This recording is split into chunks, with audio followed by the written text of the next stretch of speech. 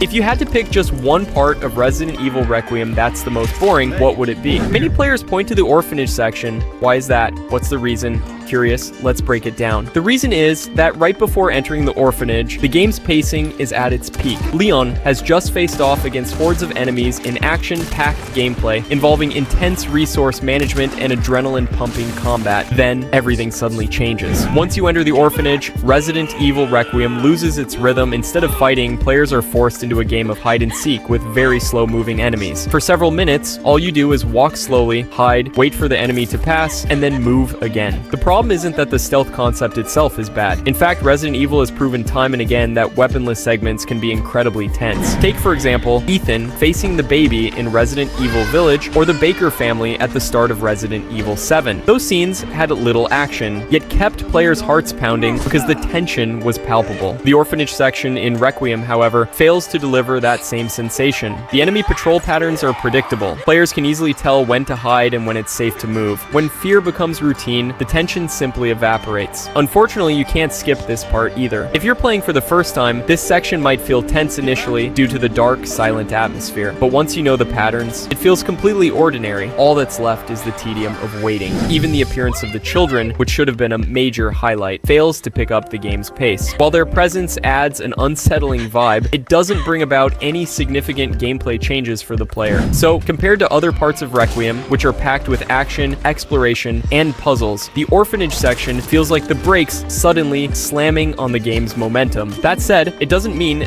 this section is entirely bad. Capcom might have intentionally slowed the pace to give players a breather. This is a common technique in survival horror games used to build tension before the next big climax. Unfortunately, however, many players found the Orphanage section lacking in challenge and frankly, a bit boring. What's your take on it? Did you like the Orphanage section or not? Or is there another part of Resident Evil Requiem that you found even more tedious? Leave a comment below and let's discuss.